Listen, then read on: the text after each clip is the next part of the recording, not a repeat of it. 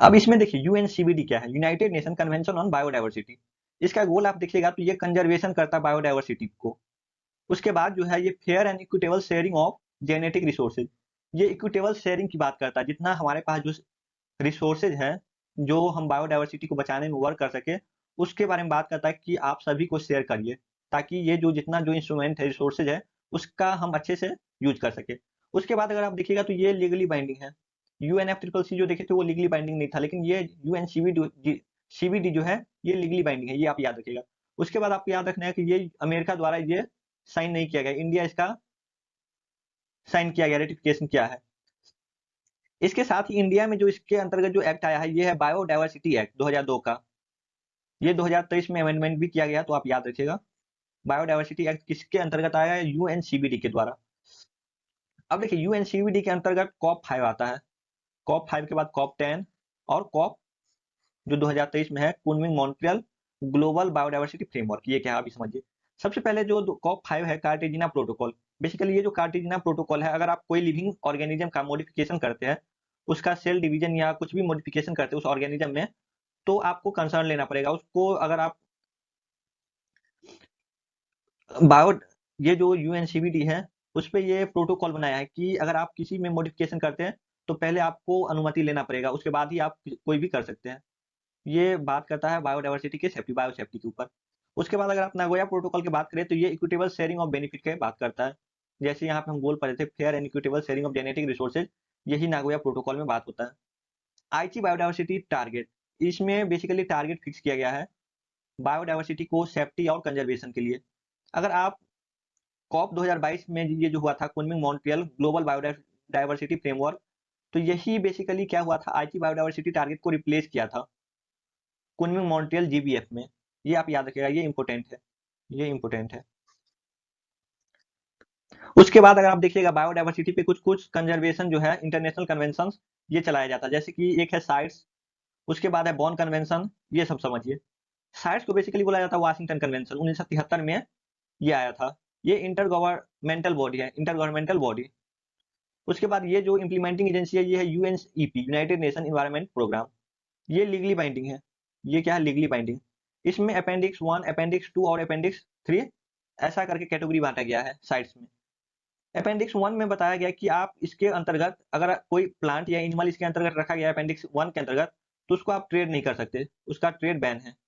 Appendix 2 में जाइएगा तो इस ट्रेड पूरा कंप्लीटली बैन नहीं है, लेकिन गवर्नमेंट द्वारा इसको रेगुलेट किया जाता है।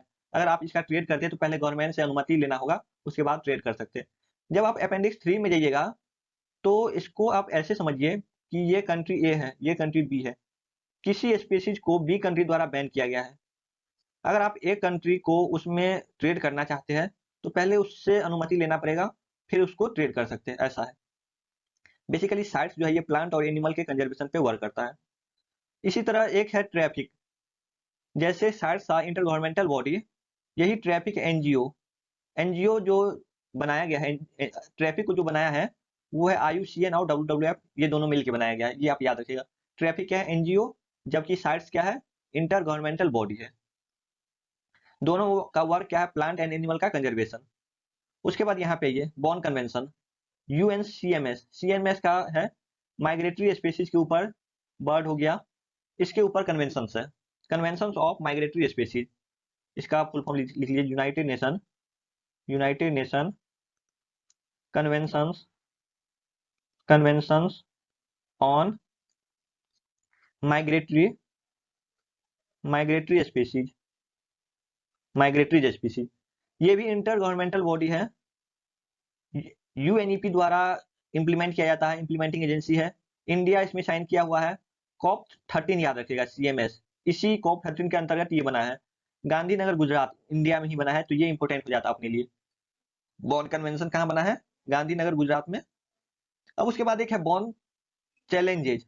बॉन चैलेंजेज बेसिकली ट्रीज के, ओनली ट्रीज के ऊपर, ओनली ट्रीज का जो कंजर्वेशन है उसके ऊपर वर्क करता है। अब देखिए ओजोन क्या है। ओजोन बेसिकली हमको पता है कि हमको ओजोन का लेयर इंपोर्टेंट है स्ट्रेटोस्फीयर में, स्ट्रेटोस्फीयर में, लेकिन जब ये ट्रोपोस्फीयर में हो जाता है ये तो पॉल्यूशन का काम करता है, पॉल्यूटेंट का काम करने लगता है। अब देखिए ओजोन डिप्लीटिंग सब्सटेंस जो है ये सीएफसी है, SCFC है और HFC है। ये जो बेसिकली कन्वेंशन जो चलाया गया है इसको बैन करने के लिए, फेज आउट करने के लिए, वो है वियना कन्वेंशन, मॉन्ट्रियल प्रोटोकॉल और किगाली कन्वेंशन। अब एक एक करके समझिए। वियना कन्वेंशन में बात किया गया, केवल ओनली टॉक हुआ, इसमें केवल बात किया गया, किस पे बात किया गया? CFC के फेज आउट पे, कि CFC को फेज किया जाए, लेकिन ये लीगली बाइंडिंग नहीं था, केवल टॉक हुआ था, ये आप याद रखिएगा। जब मॉन्ट्रियल प्रोटोकॉल हुआ था तो HCFC को फेज आउट किया गया, HCFC को फेज आउट किया, जबकि ये लीगली था, लीगली रूप से इसको मैंडेटरी कर दिया गया था। जब किगाली आया तो HFC को बैन किया गया, HFC को फेज आउट किया गया, जबकि HFC जो है वो ODS नहीं है, ओजोन डिप्लेटिंग सब्सटेंस नहीं है, वो ग्रीन हाउस गैस है, फिर भी इसको फेज आउट किया गया। अब एक एक करके आइए। सबसे पहला में आइए वियना कन्वेंशन। वियना कन्वेंशन में किसको फेज आउट करने की बात किया गया? केवल बात किया गया, ये आप याद रखिएगा, बात किया गया, कोई मैंडेटरी कंडीशन नहीं था। Only talk, target only, no binding, no binding, कुछ भी बाइंडिंग नहीं था। Goals for phase out CFC, आप केवल इतना याद रखिएगा कि वियना कन्वेंशन में किसको फेज आउट करने की बात हुआ था? CFC को। अगर आप मॉन्ट्रियल प्रोटोकॉल में जाइएगा तो इसमें H जोड़ दीजिएगा, HCFC को। ये लीगली बाइंडिंग था, यूनिवर्सल रेटिफिकेशन, यानी कि जितना जो कंट्री यूनिवर्सल में साइन किया होगा उसको सबको मैंडेटरी था कि उसको बैन करना होगा। बेसिकली ये जो HCFC है ये रेफ्रिजरेटर, AC, एयर कंडीशनर इस सब में यूज किया जाता था, तो मॉन्ट्रियल प्रोटोकॉल आया तो इसको फेज आउट किया गया। उसके बाद है किगाली एग्रीमेंट। किगाली एग्रीमेंट को HFC बैन किया गया, फेज आउट किया गया किसको? HFC को, जबकि HFC जो है वो ODS नहीं है, ये आप याद रखिए, HFC ODS नहीं है, ग्रीन हाउस गैस है, ग्रीन हाउस गैस है। इसको भी लीगली बाइंडिंग किया गया, किगाली कन्वेंशन में भी इसको क्या किया गया? लीगली बाइंडिंग किया गया कि इसको फेज आउट करना है तो करना है। अब देखिए मिनीमाटा कन्वेंशन है। मिनीमाटा कन्वेंशन बेसिकली जो मरकरी हम यूज करते हैं इसके ऊपर है। इससे क्या होता है? मिनीमाटा डिजीज होता है। ग्लोबल इन्वायरमेंटल फैसिलिटी जो है इसको फंड प्रोवाइड करता है कि बैन किया जाए, इस पे ये GEF भी वर्क करता है। अब देखिए हमारे ये जो पढ़ रहे कन्वेंशन, इन्वायरमेंटल कन्वेंशन, इसमें कुछ NGO भी वर्क करता है, जैसे हो गया WWF, IUCN, ट्रैफिक के एक और क्या था? साइट्स,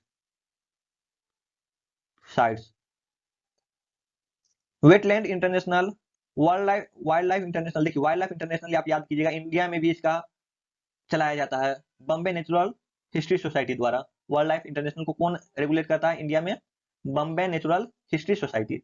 उसके बाद कंजर्वेशन इंटरनेशनल है, ये कौन सा NGO है? इसको आप याद रख लीजिएगा कि ये NGO है, आपको कंफ्यूजन हो सकता है।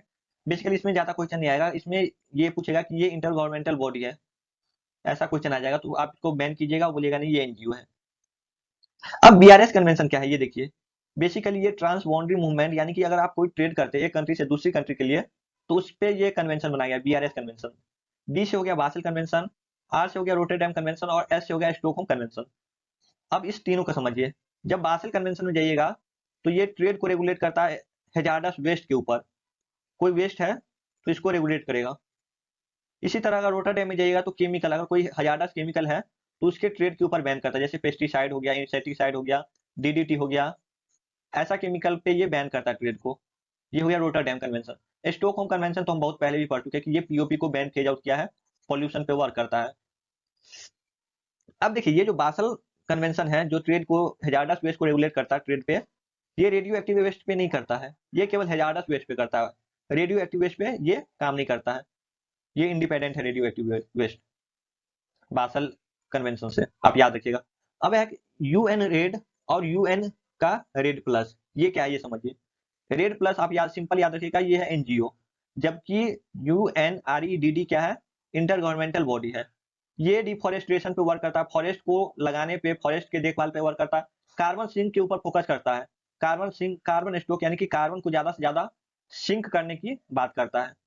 उसके बाद अगर आप जाइएगा तो PYQ में देखिए कि ये जितना जो है ये सब PYQ में कहीं ना कहीं आ चुका है। ये देखिए यहाँ पे हम पेज की बात किए थे, रियो 20 में, ये 2022 में पूछा गया है। केवल इतना पूछा गया है कि रियो ये किसका ऑर्गेनाइजेशन है? Partnership for action in green energy, ये किसका है?